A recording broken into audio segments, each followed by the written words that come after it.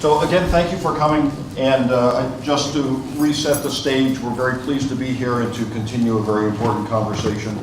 And Vermont PBS's partner in this project to continue the conversation is Blue Cross Blue Shield of Vermont, and also sponsoring the event tonight is the Department of Health's Parent Up program and Dartmouth Hitchcock.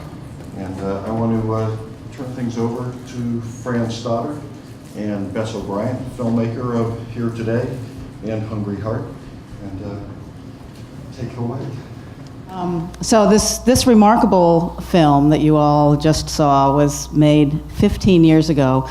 Bess also made another award-winning, a remarkable film called The Hungry Heart, which is also remarkable, made only about 4 years ago, about opiate addiction. And so it's great to have you here. Just to, before we begin our panel, we have incredible panelists here, but you made this film quite a while ago. What have you seen that's changed, and what hasn't changed over these many years that you've really been following this crisis? Well, I mean, when I think about this, it's so fascinating to me because I made this film in 2002 when Vermont had a huge heroin crisis. Probably people don't remember that, or maybe some people do, but actually there was a big heroin crisis in the early 2000s. And we made this film and we toured it around the state and we raised consciousness, we showed it to the legislature. At that time there was no methadone clinic in Vermont, so anybody who was had to do methadone literally had to drive to Springfield, Massachusetts. So the film sort of pushed that conversation forward. We did that for a couple of years. I toured with a lot of the people in the movie. Then I went on, did other movies, did other projects, and then in 2012, I connected with Fred Holmes, who's a pediatrician up in the St. Albans area, and I made this film, The Hungry Heart, which toured in 2013 about the prescription drug addiction problem. And as we were touring that movie in 2013, guess what? Heroin came back. So the idea that I made a film 14 years ago on heroin, and then 10 years later made a film on prescription drug addiction, and now heroin's back.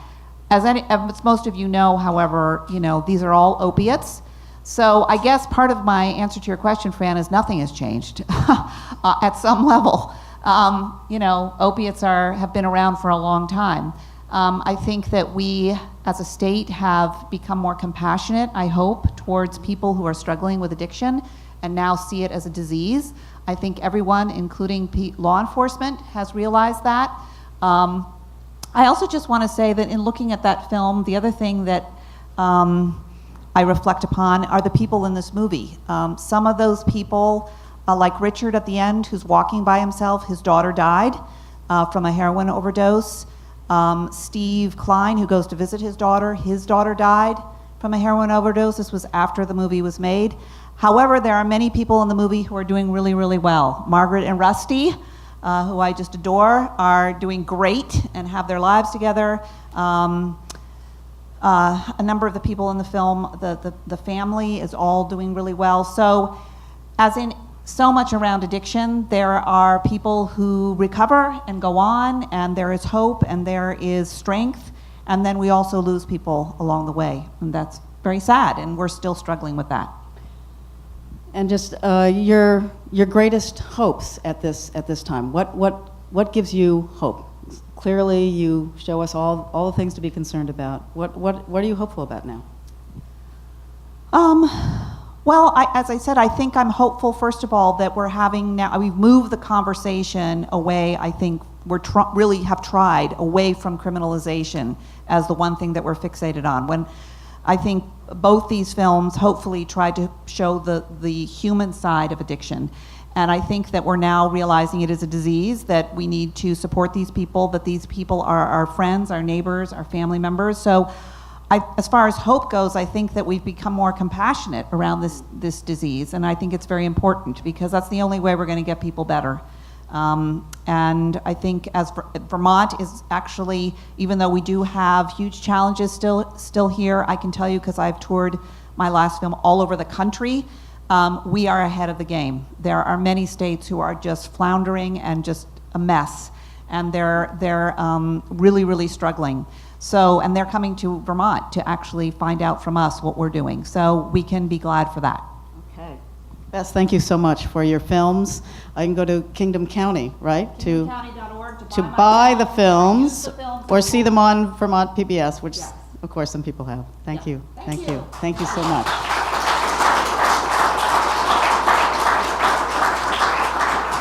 Fabulous. I'd like to call the panelists down now. We've worked to get people from recovery, from the medical community, from enforcement, from advocacy, to make sure we get a broad story of people who are really working on the ground. And I know I sort of gave you guys assignments. You can sit anywhere you want. It's going to be cozy. This, substance use disorders, as you all know, just spans all socioeconomic areas. This is affecting public health, our neighbors, everything. So thank you all for being here tonight. This will be put on online for Vermont PBS, and it's also being picked up by Brattleboro Access, so we're really pleased to have them here as well. So, on to our panel. Let me introduce you to who is here today. Some of you might know some of these folks. Dr. Geoffrey Kane is the, here, I'll take a seat. He's the Chief of Addiction Services at the Brattleboro Retreat. We have Ella Thorne-Thomsen. The whole kit and caboodle. All Yep. right. She's a Vermont Recovery Network Pathway Guide and also a Turning Point Recovery Coach. It's great having you here. Thank you. Next to her is Suzie Walker. She's the Executive Director of Turning Point for Windham County. And then we have Tom Anderson, who is the Vermont Commissioner of Public Safety. So it's terrific to have you here tonight as well. We've asked all of them to come with a story and their thoughts for solutions. We called this series the Opiate Crisis, Stories and Solutions. So we're really looking at where are we going, how can we move this further, how can we start moving out of this crisis.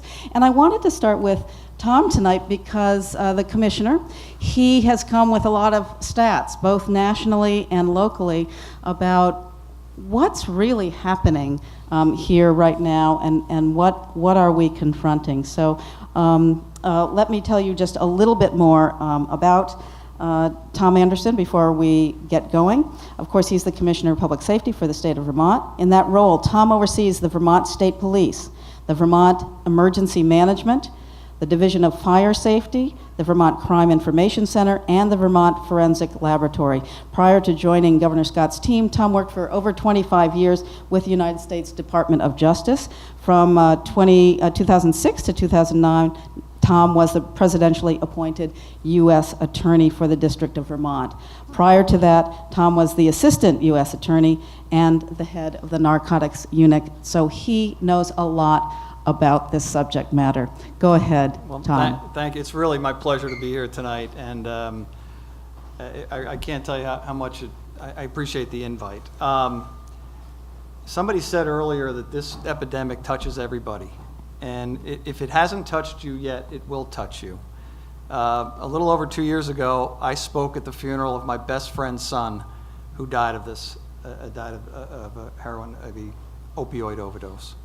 So if it hasn't touched you, it will. It is a horrifying epidemic that we're in the throes of. It's throughout New England. It's throughout a lot of different states in the United States.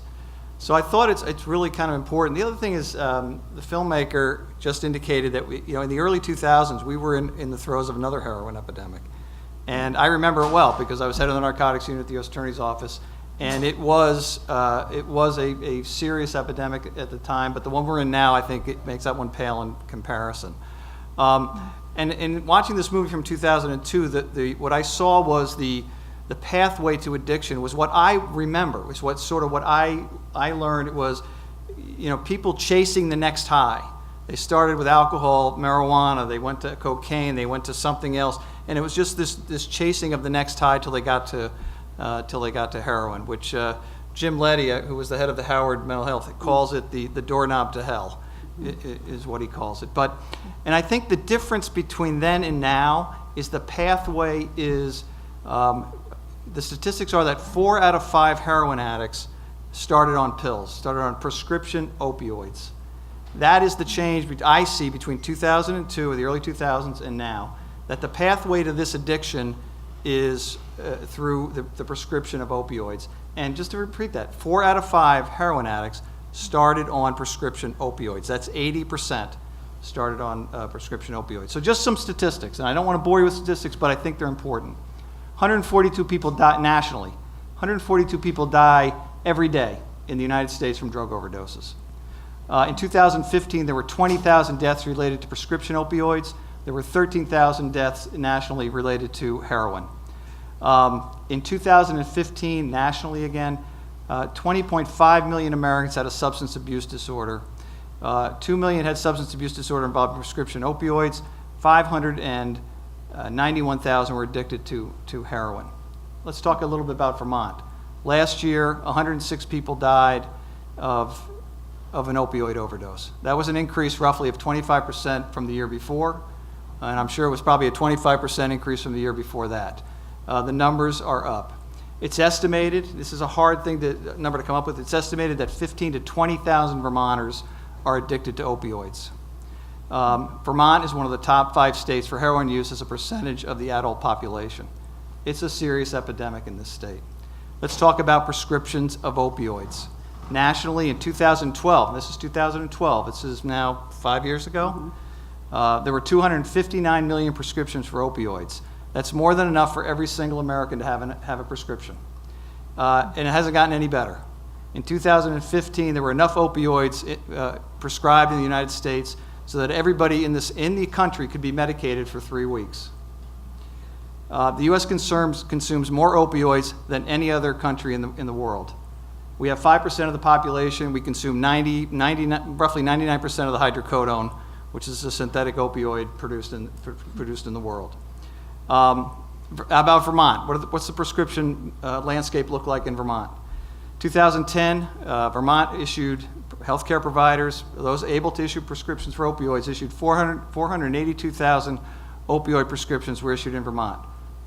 400, a little shy of 500,000 prescriptions issued. In 2015, 600,000 opioid prescriptions were issued in the state of Vermont. Nearly 50% of every prescription, of all prescriptions in this state, roughly nearly 50% are for opioids. That includes all your heart medicine, that includes all your amoxicillin for those with kids, every other kind of prescription you can get.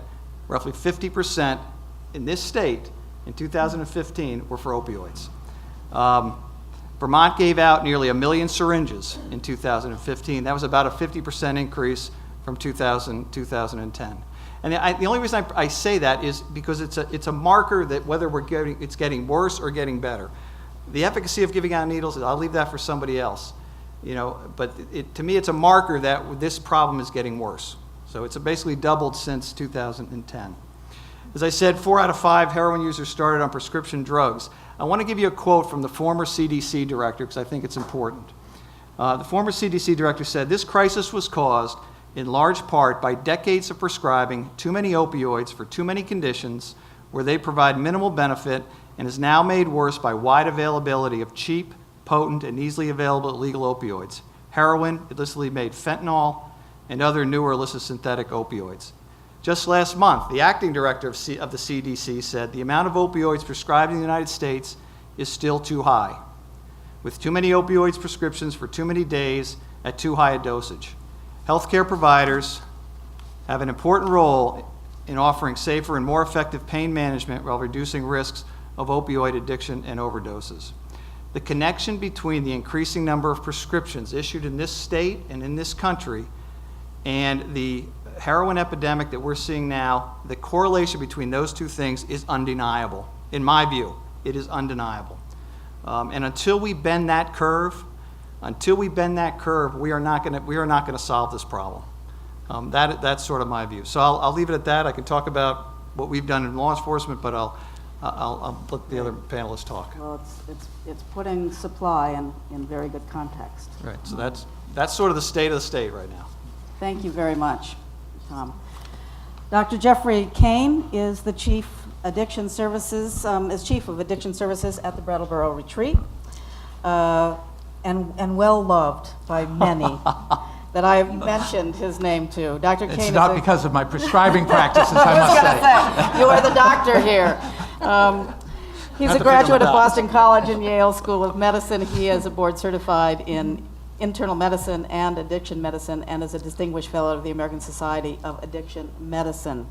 He is also the author of a book, Inner City Alcoholism and Addiction Medicine Updates, which is a blog on the website of the National Council on Alcoholism and Drug Dependence. That's a great site, actually, to visit. It has some wonderful things, and your blog is fantastic. For more than 40 years, he has focused on helping people understand and cope with addiction. We are thrilled that you are here today, and tell us your story and where you see solutions to this terrible problem. I want to start more modestly than that and talk about the movie. Okay, why don't you talk about the movie, and I'm going to make sure all of you have water. And if people want to come down and get closer, you're welcome to do that. Leave it to Bess O'Brien to make a film that gets to the heart of the matter.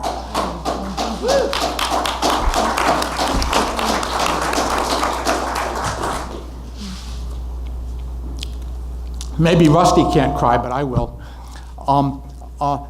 To me, this is a movie about feelings. Families and people with addiction and seeking recovery from addiction. And it's also about their conflicts.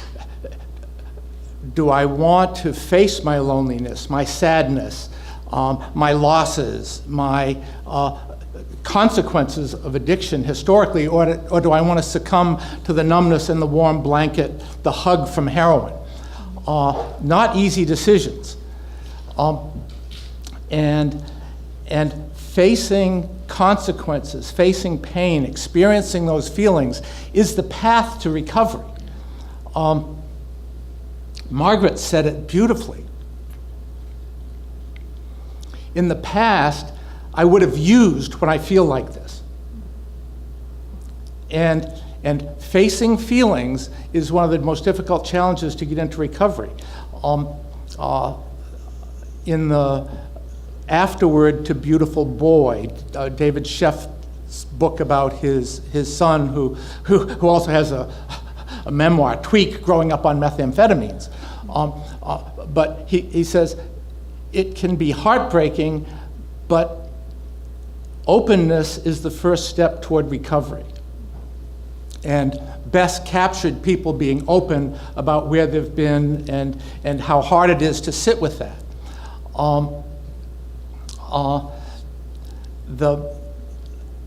The importance of feeling pain is crucial. If people don't feel pain, they do it all over again, like people described the teenage boy who wouldn't face how awful it was to steal his mother's engagement ring.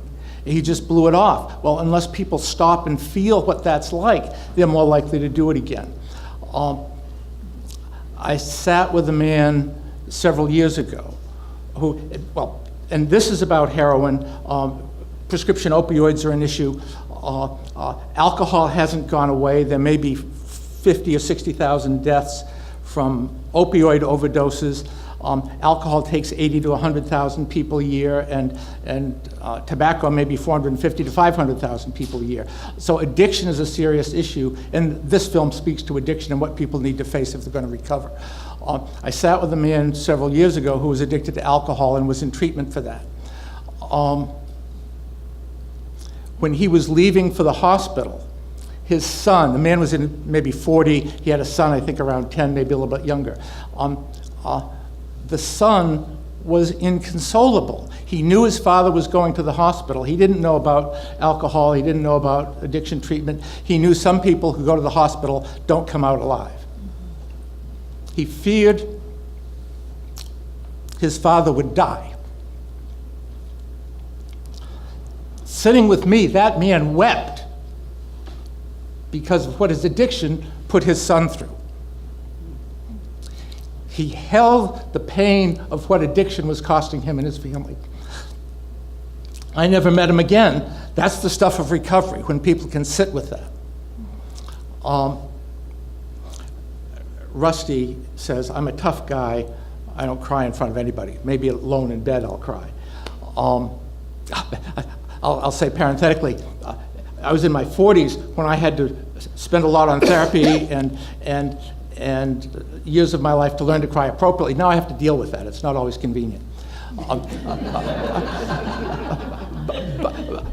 But I was sitting with a man, a police officer, dealing with addiction recovery, dealing with PTSD, and I was talking to him about the importance of feelings, and it was okay to cry. And he said to me, Doc, and I didn't remember this. He did, told other people about it, and it came back to me. So I'm clear about what happened. But he said, Doc, you have to understand, I'm in the boys' club. And I looked at him and I said, I think it's time you joined the men's club. Thanks. Thank you so much. Wow, very powerful. And I usually have tissues with me. But you're a man, you'll deal.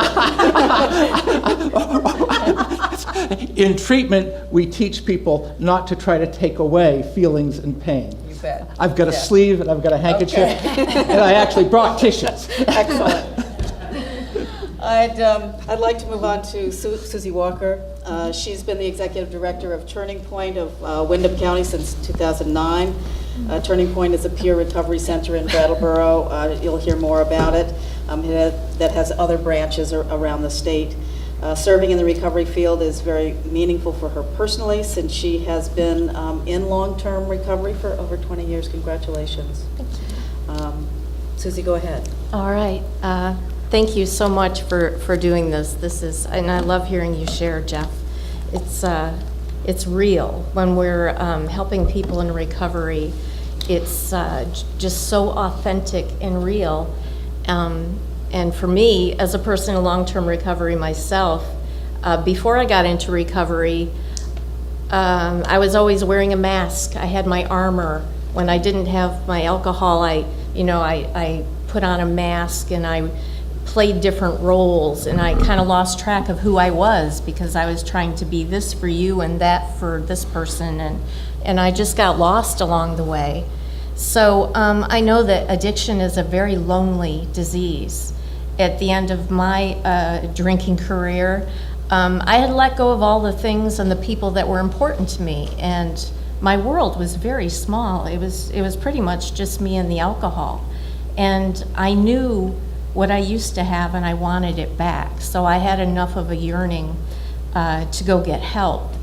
And I met some remarkable people in recovery who just had this light in their eyes, and they seemed happy, even though they were talking about things I never was gonna say out loud to anybody. It was just amazing to me. And I learned the importance of community from being involved in a fellowship. And something in what Jeff shared reminded me of my early recovery when I got in recovery through the 12-step programs, and I'm grateful for that. And I was early on and I didn't have a sponsor, and I kept thinking that I needed to do this next thing, but I needed a sponsor to do it. So I eventually asked this woman to be my sponsor, and I told her, I said, well, I'm at this step, and so I need a sponsor. And she's like, well, why don't we go back to step 1 so I can get to know you a little bit better? And I had decided she was the one person in the world I was going to trust. And the first thing she did was introduce me to all these other women she was sponsoring. And she kind of tricked me into making my world bigger again. Just because she trusted these people, and all right, so I guess I'm going to trust these people. And it didn't take long, because once you're surrounded by love and support, why wouldn't you want that? And I tell people I'm an accidental nonprofit director because I'm still not entirely sure how I ended up in my role at Turning Point. But what I know since I've been working there is I've learned so much, and I've gotten to see when people get that spark in their eye and they start to look for something authentic and real, and that involves something that's outside of their head, that's, in and of the world. And it's hard to do that alone. And so for us at the recovery centers, community is so important. community is that safe place where you can go and you can be yourself. And you cannot be judged for what's happened to you, or even for the way you choose to pursue your recovery. Even within the recovery world, there's some stigma around medication-assisted treatment like methadone and Suboxone. And so what we can say at the recovery centers is, come here, whatever path of recovery you're choosing, whether it's 12-step or medication-assisted or faith-based or whatever you're doing, if it's working for you, we want to support you in that. And so the recovery centers offer a safe place to be, where people with lived experience can help other people who are looking for that recovery and who are looking for that joy and wellness and sense of wholeness and sense of being a part of. About solutions, Vermont is doing a lot of very meaningful things. There's the Hub and Spoke program that's done a lot to shorten the waiting lists. And there's this system of recovery centers around the state. There are 12 recovery centers where people in various communities can find people with lived experience who can just kind of say, yep, I remember my first sober job interview and I was okay and this is how I did it. And they can say, yes, I know all the relationship stuff. We have a lot of wreckage when we first get in recovery, but it can get better. This is how I did it. So we can give each other hope. We can give each other community. And that's a wonderful thing that happens at the recovery centers. Our partnerships with the Brattleboro Retreat and Habit Opco and the police department, the fire department, we have to work with everybody in the community because everybody in the community is dealing with addiction in one way or another. And we can refer people back and forth to get services. We do a lot of outreach, and Ella will talk about that in a minute. We go a lot to the retreat and other places, and I'm going to tell you just about a few people very briefly. So I go to do these talks and talk about Turning Point and peer recovery and what we have to offer. And this one young man saw me 3 different times over like 15 or 18 months. And the third time he said, well, this time I'm really going to do it. I'm going to go over to Turning Point. And so he did. And all of a sudden he was volunteering. And before I knew it, he was volunteering 25 or 30 hours a week. And it had happened, that wonderful, that alchemy that happens where something really came alive in him. And he wanted to help, and he wanted to learn, and he wanted to give back. So he became a trained recovery coach. He became our center's pathway guide, which is someone who specializes in helping people in opiate addiction. And he became a trained trainer for around the state. He just kept learning. And now he is a substance abuse counselor at Habit Opco, and he continues to be our trainer and a recovery coach for our center. Another young man in opiate recovery was saved by Narcan several times. He struggled a lot in his early recovery, and then he got it along the way. You know, just that light came on, and he more and more wanted to give back, and he wanted to help other people so they didn't have to suffer the way that he had. And so he became a recovery coach and a volunteer, and he does outreach and presentations all over the place. And now he works for HCRS, which is Healthcare Rehabilitation Services here in Brattleboro, and he continues to be a recovery coach and a volunteer for us because that's where he can work one-on-one and share his lived experience. And then our volunteer program is a big part of what we do at all the recovery centers, where people have a chance to get a work experience. Maybe they haven't worked in a long time.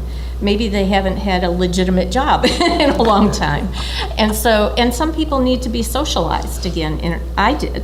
I needed to be around other people. And by volunteering, that's a way to be accountable to other people and to just have socialization and participate in other things.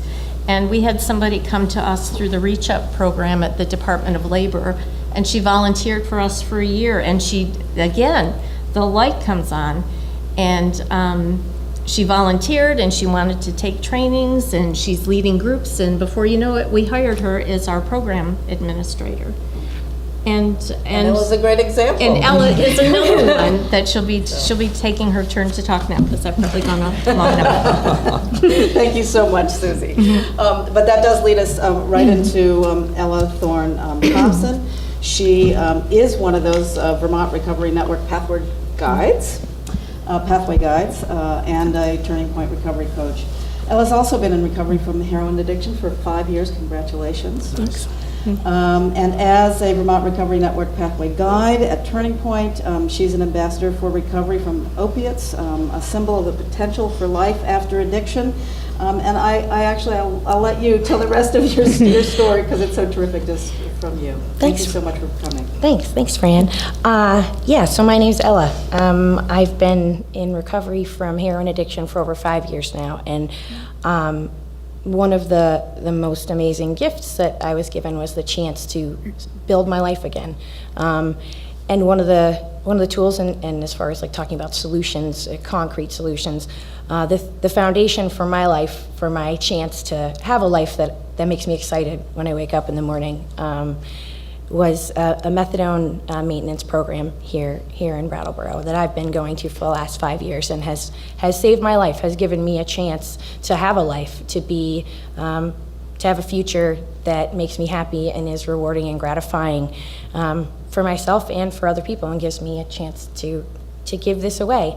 So a lot of the work that I do as a pathway guide is just talking about the recovery resources and services, doing outreach work at the programs that, what the existing residential programs, treatment programs that we have in this state, talking to firefighters and policemen and people at emergency rooms, and obviously working one-on-one with folks. But basically my job as a pathway guide is to keep the hope alive.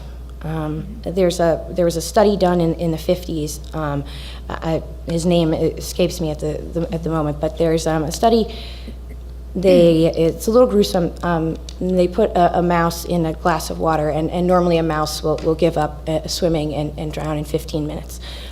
If you take that mouse out of that glass after 13 minutes or so, and you let it dry off and come back to life, and then for whatever reason, for scientific purposes, put it back in that same scenario again, it will swim for 3 days if it thinks that help is coming, if it has hope, if it thinks there's a chance that it might be able to find some way out of this seemingly impossible, insurmountable, inescapable problem. And that's what I do. That's what I try to do for people. I don't have a magic wand.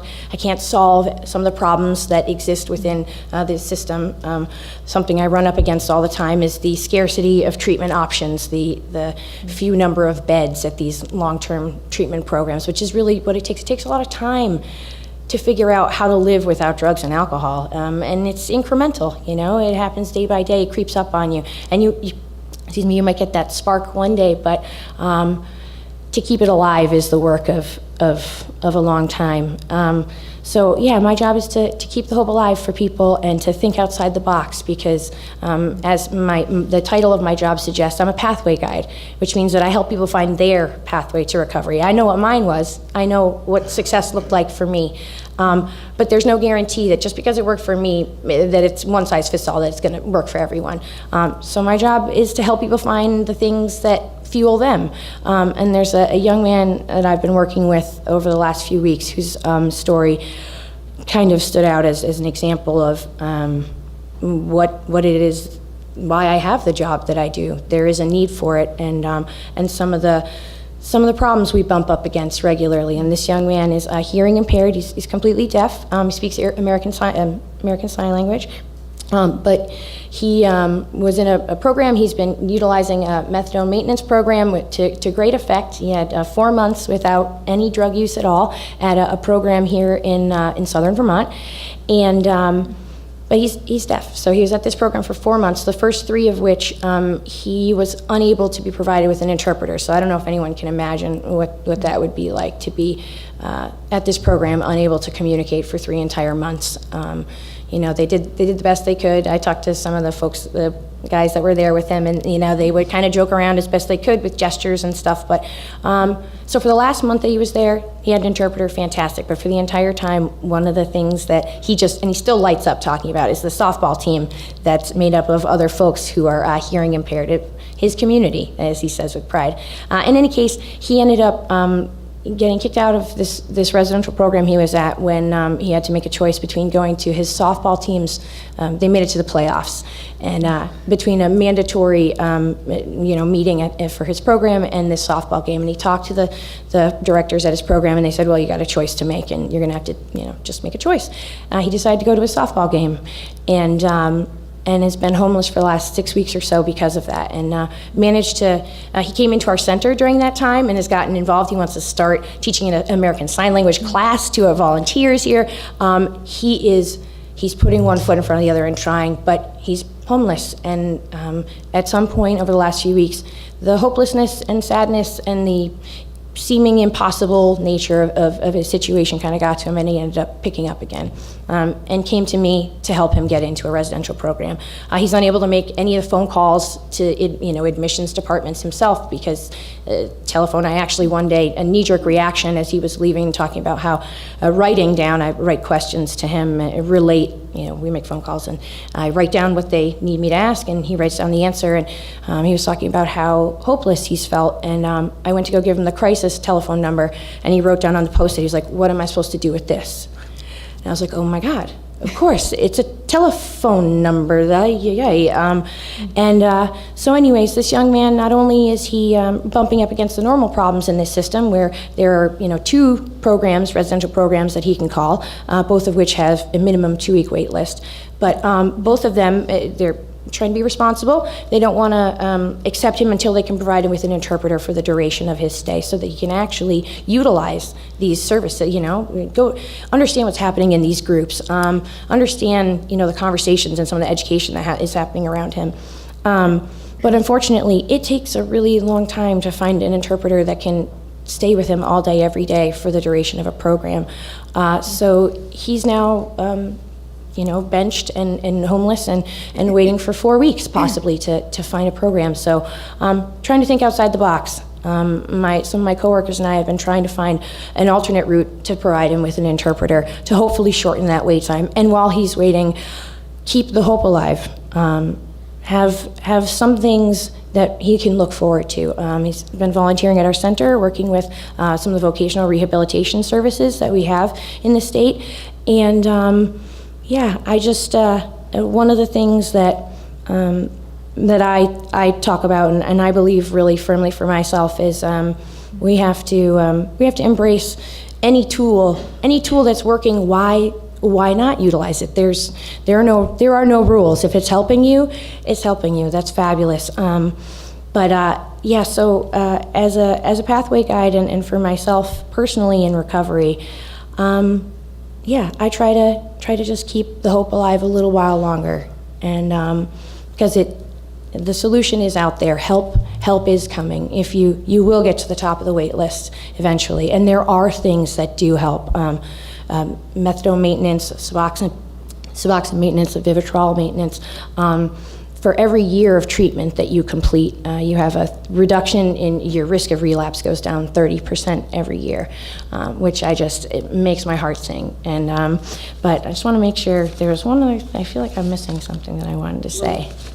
But I'm going up. Let it come Let it in. go. We'll Cool. get there. I want to Thanks, open Fran. it up. Thank you so much. Thank Ella. you. The very, very powerful stories, and even that the baseball was his family, his support system. So that's a hard story to hear. I have many questions. I always do, but this is really for people that are here. If you have questions for anybody here, Scott has a microphone. There's another one here.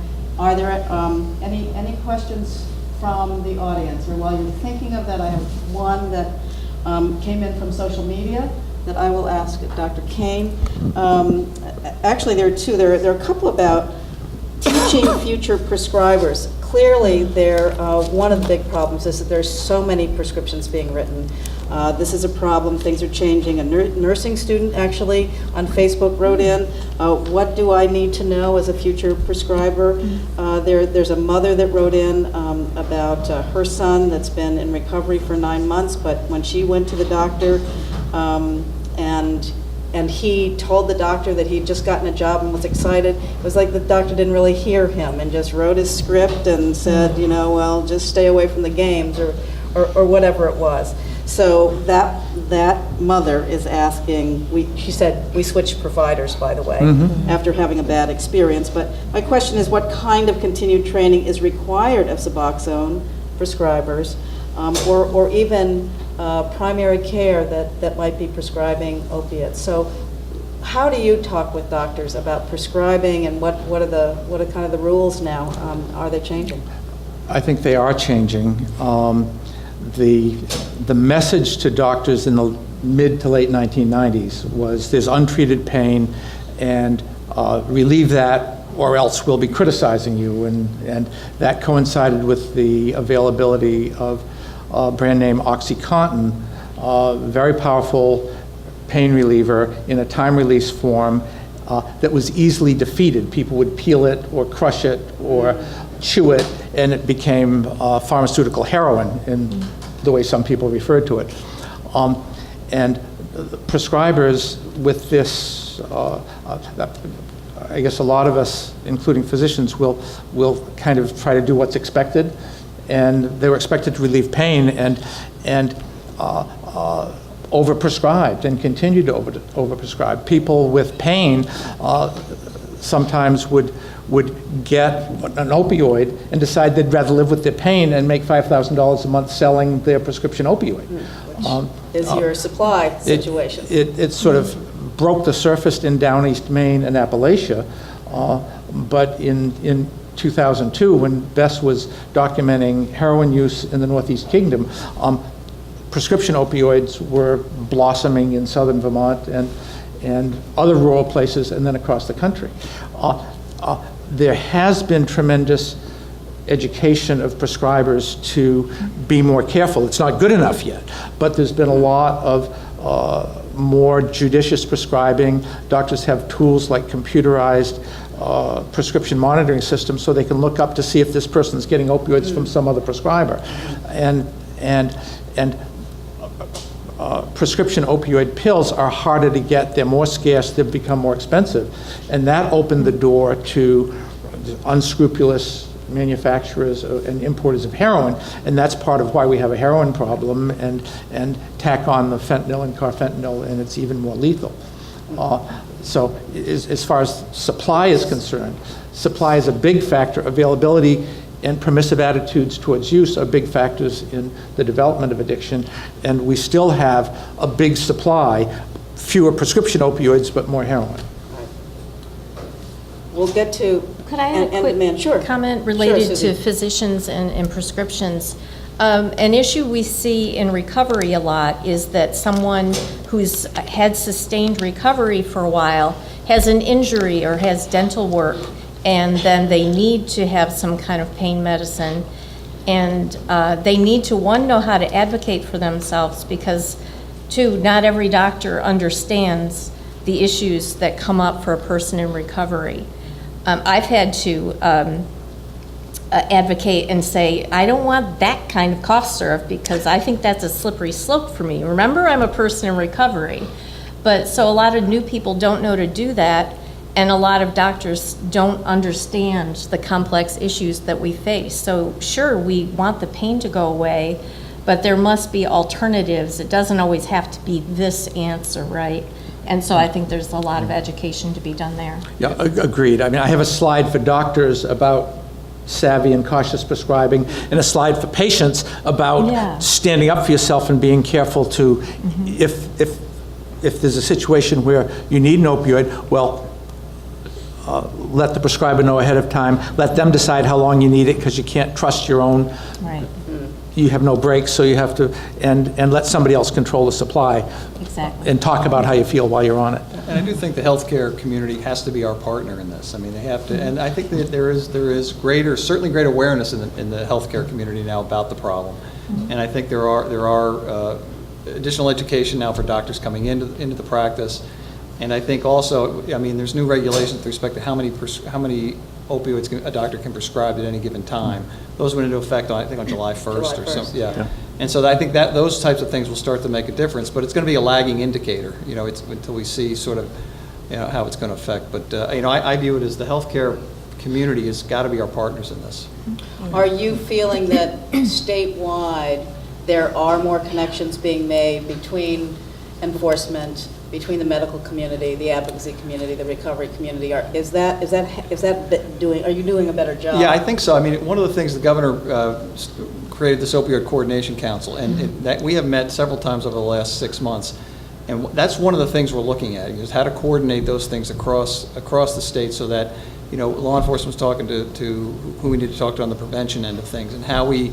How doctors fit into this whole thing, and how the health department can help, and what the role of the health department is in educating doctors on the prescribing practices, the prescription drug monitoring system, how that all fits into it, and how you can track the prescriptions being issued. So doctors can look at it and say, am I sort of in the heartland here, or am I sort of an outlier on my prescribing practices? So it's a combination of those things. As I say, it is a partnership we have to have with the healthcare community, because as I said, until we bend that curve on prescriptions, I just don't see our way out of this. Questions? Anyone or comments? Don't be bashful. Yes, thank you. I'd like to make a comment and a question, but also a plug. I'm the pastor and teacher of the Dummerston Congregational Church, United Church of Christ, at the top of the hill in Dummerston. In 2 months, we're aiming for the date, I believe, November 14th, and I think we're trying to get Dr. Kane to go.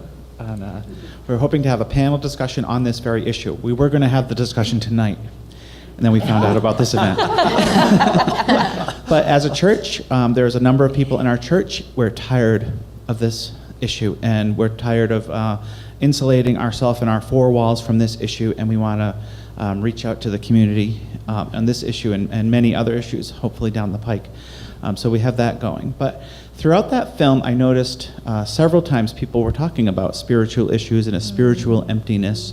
And I know in my own experience in 12-step rooms, people talk about the God-sized hole that they try to fill. So I'm just wondering if you want to speak to those spiritual issues. Anyone on this? And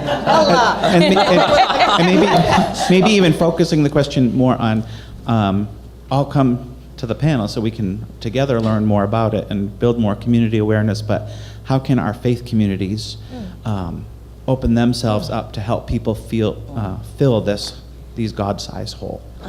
I hear two things, the spiritual element and how this faith community can help. So one thing that I like to say is my life at the end of, for the duration of my addiction, especially at the end, was a frame that made using drugs a rational, reasonable choice, a sensible one, because I had things in my life that I felt were broken beyond repair. I felt I was broken beyond repair, and I didn't know how to fix myself. There were so many things in my life I felt were damaged, and there was no chance, no hope when I was sitting by myself, alone in the dark, most often.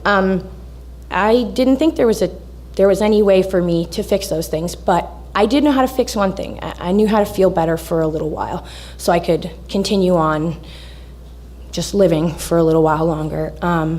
So what changed was that my life now is a frame that makes picking up a substance insane, absolutely insane. I have so many things in my life that I look forward to, that I value, that I wouldn't jeopardize for anything. I had already lost everything that was of value to me. So I think giving people something that they value to protect, something that they feel genuine pain and remorse at the thought of damaging or harming, whether it's relationships with, folks in a congregation, whether it is, a singing group that they just love and they can't wait to get to. That's something I'm looking for, by the way, if anyone, I can't sing very well, but if anyone knows of anywhere you can sing and not sing well, let me know. But yeah. Every once in a while, there's a group in Bellows Falls with that theme.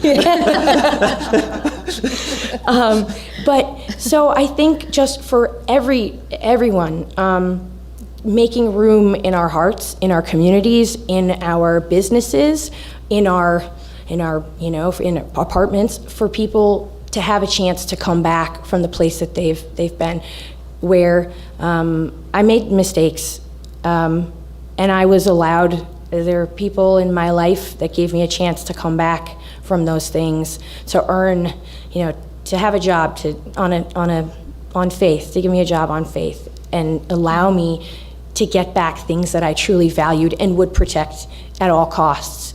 And if you can be those people that put that hand out, I mean, there are people who will grab on, absolutely. So, Just yeah. to follow up on that, I think, I've said it before, this is a statewide problem, and it's going to require a statewide solution. And by that I mean it's going to take everybody in the state doing their part to help remedy this epidemic.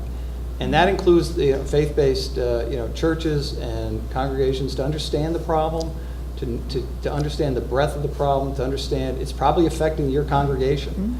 And how each of us as a Vermonter can do their part to try to help remedy this problem. It's not one you're like, people say, well, let the state police take care of it. Let the treatment people take care of it. Let the recovery people take. I don't really have a vested interest in this. Somebody else will take care of it. Isn't that what I pay taxes for? So that the state police can deal with it, or somebody else can deal with it. Honestly, God, I really do think this is the solution has to be a statewide solution that everybody from the Northeast Kingdom to Bennington to Brattleboro has to be involved in trying to solve. And it really, to me, it really is about demand reduction. I mean, I'm on the supply side of things. I try to reduce the supply. That's what we do in law enforcement. We try to reduce the supply, but we're never going to reduce the supply to nothing. And to me, the solution here is it's about demand reduction. It's stopping people coming into the system to begin with, so that we don't have to, I get the treatment end. We have to deal with the treatment, but I've equated it so if we had an Ebola breakout, we would be treating the people with it, but we would be laser focused on stopping people from getting it. And I think that's where our focus really needs to be it's to how do we stop this epidemic so we don't have people coming into it to begin with. Is that education? Is that, Suzie? We had a remarkable training last week on adverse childhood experiences and how they relate to the development of substance abuse disorder. And it's just astonishing. There's a quiz called the ACEs quiz with 10 questions, and the higher your score, the more and more likely you are to develop an addiction problem. By the time you have a score of 4, you're injecting something. And so what they've learned from this is that people are dealing with trauma, they're dealing with pain, and we need to reach out to them with compassion. So it means to not ostracize them and to not just turn a blind eye and say, oh, the police should take care of that, or oh, the doctors are doing their thing. Because these are our brothers and sisters, they're our parents, they're teachers, they're judges, they're police officers, they're everywhere. A lot of them are in recovery. It's a bit of a problem that for so long, you see the negative consequences of addiction. And then when somebody goes into recovery, they vanish into the 12-step world, and you just don't know. You see the negativity, and then you just sort of see a vacuum. But more and more people are willing to come out and put a face on recovery, and that's how we give the hope to each other.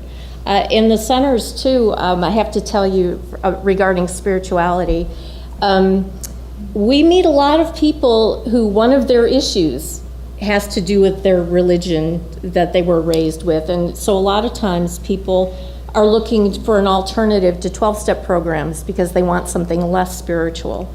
But what they find along the way is that spark, whatever you want to call it. We use the term optimism a lot because it gives them that, what do I want to get out of my life, and what do I want to put into it for other people?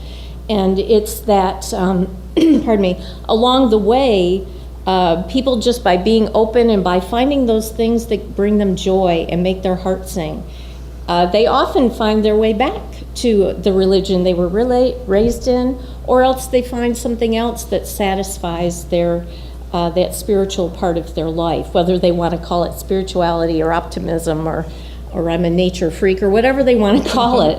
They find something that brings them that solace and joy. But for us as a community, to have our hearts open and to truly treat people with compassion, because we see an awful lot of rejection and an awful lot of judgment and a lot of why don't you pull yourself up by your own bootstraps and all that kind of thing. And that just doesn't work with this. This is a problem that does require compassion and kindness to give that hope. I want to respond to spirituality too. I think that is kind of sums up the whole problem and solution. When I started off in addiction medicine, I wouldn't even say that word. I wouldn't talk about livers and blood chemistry and doctor stuff. But as I worked more and more with people in recovery, they were using the word, and I sort of tried to find out what they meant by it. And the definition I found wasn't a religious one. It was that spirituality has to do with relationships, with self, other human beings, and then everything else. For some people, that includes a higher power. For everyone, it includes nature.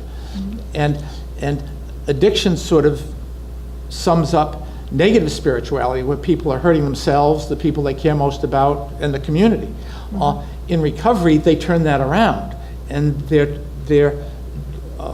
improving their lives, they're respectful to others, and there are no longer beer cans on the interstate with their fingerprints on it. And I think that can be a unifying theme, and we might start with the word respect, and we all ought to show everyone respect all the time. And one of the things that's changing is the words that we use to refer to people who have addiction. As much as I really liked the focus on feelings in here today, it would grate me every time I heard the word addict or junkie. And those are kind of out of my vocabulary. I'll talk about someone with an opioid use disorder or somebody addicted to heroin or alcohol. I try not to use the words alcoholic or addict unless I know that the person that I'm talking to will understand it with love and acceptance, like people might in a 12-step program with one another. So I think the place for spirituality is huge and may be a vehicle to get sort of respect more consistently throughout the community. And hopefully reduce demand, which we get back to. And also, I'm not sure if any of you, one of the questions was, is there education in schools? Are there programs that are actually working in the schools that you can recommend? Are there some now, or are those being developed? They are. I mean, one of the, again, getting back to the Opioid Coordination Council, that is one of the areas we're looking at very, very closely. Right. What are the education programs? If you look at, I look at it, we have been wildly successful with tobacco cessation. The education we did with tobacco and the reduction in the amount of people. I mean, think back to, just in a generation, we've gone from like everybody smoking to like hardly anybody smoking. And, so that has been it's a model that I think has been effective.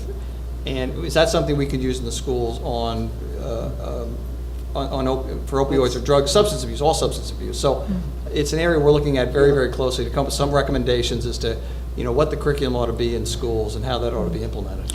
There are a number of evidence-based prevention programs, some that kind of reward kids for respect and ding them for disrespect. Scott mentioned Parent Up, which is a way of fostering communication about sort of healthy living, but also substances in families.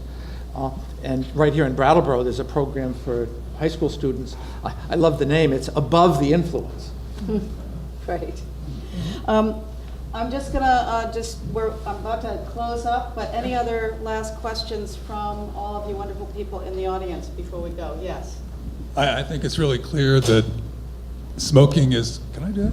Thank you. It's a very difficult problem to give up smoking, and I wouldn't say we've been all that successful about it, but I don't want to argue. It's been persisting, but what we haven't mentioned is feeding people, and that people need nourishment from food as well as from community communing and expression.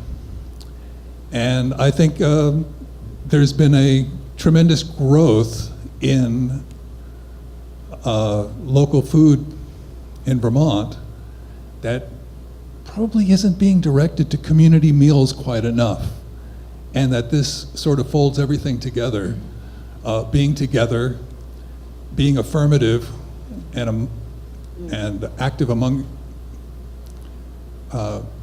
people that feel isolated, and eating. Thank you. I think one of the things that I certainly read was how community, friends, family can help get people out of isolation, which is a huge, huge piece of this around relapse and recovery management. I'd like to thank all of you, and I want to give each of you a moment to share a last thought that you have. These hours, they just like spin by and they're gone. So there's so many more issues, so much more to talk about. We do have 2 more panels, one in Rutland and one in St. Johnsbury. So we'll continue this conversation and continue it with Blue Cross Blue Shield and with Vermont Public Television. But May I go last? you may go last, sure, but nobody else can say that. But because you asked first, Ella, do you mind going first? No, not at all. So I guess just one of the things that I want to say is that it took me a little while to figure out how to come back to life, how to reignite my passion for life. And one of the things that was a surprise to me somehow was that my success was not going to be based on any one single thing. It was not going to come from just a 12-step program or just my medical therapy, just this, just that. I took a lot of things out of my life when I stopped using drugs. I had a lot of things to say no to the people, to the places, to the things that were dangerous and detrimental and linked to that part of my life. It took me a long time to figure out a similar number of things to say yes to and grab onto. And to find passion and excitement again. So, I don't know, I just would want to say thank you to everyone who was patient with me during that process, and everyone who showed me that it's possible to live life in a fulfilled way without drugs and alcohol. And I had a wonderful person come into my life to demonstrate that it was actually possible, because I was pretty sure that it wasn't actually physically possible for me to live to want to be alive without drugs and alcohol. And now there's I work for the Turning Point of Windham County, and I get to walk into a building filled with people who have found a way to live without drugs and alcohol in a way that makes them happy every single day. And they all do it a little bit differently, and we all have stuff to learn from each other. So if you know anyone who you think might be able to contribute and bring some strengths to the table, or need some help with some ideas, with some challenges or obstacles, the Turning Points and peer recovery across the state of Vermont, we're here for you. We're looking forward to meeting you. So thank you. Thank you, Ella. And a final thought from Suzie. Sure. And I'm thinking of our police chief here in Brattleboro, Chief Fitzgerald, who says, we're not going to arrest our way out of this. And it's so true that we all have to work together, and that means people at school, people at medical offices, teachers, neighbors, just when we see things, to be truly aware and involved with each other. And the idea of prevention and education is so important, but it's just one piece. because again, we're learning more and more how much trauma plays into people picking up, or not even deliberately picking up, but just somewhere along the way, they're prescribed something. Or in my case, I saw people drinking socially, so I had one, and it just didn't do the same thing to me that it did to them. It served a different purpose. So it's more than educating, or at least it's at a broader level, that we have to look at how we're raising our children and how can we have healthy families, because the questions on this ACEs quiz have to do with broken families and whether there's domestic abuse and whether anybody has an alcohol or drug problem. So unfortunately, a lot of the things that we do now when people get in trouble with drugs and alcohol are causing some of the things that are on somebody's list, you know? And so for us to really take a holistic view of how we treat not just this person, but the family and the community they're in, that we really do all have to work together, because we're all affected by it, whether we want to put our blinders on or not. We really are all affected by it. We lost someone recently at our center. And what I got to see at the center was everybody coming together and really being compassionate and patient with each other, and also kind of tough when you have to say, that one's not yours, or maybe that's something we should help with. And I saw this community come together, and sometimes what I hear from people is that they've not had that experience before. They've not had that kind of, what some of us just think of as having a family. They haven't had that experience before. So we really have to take a broader look at these things as far as how we're raising our kids and treating each other in the world. Families is a big piece of this. Tom? So I guess I would say, as a federal prosecutor now, as Commissioner of Public Safety, and dealing with the state police and the federal law enforcement, I mean, they deal with the ugliness of this epidemic every single day. They know how ugly it is and what people will do in order to maintain a habit, but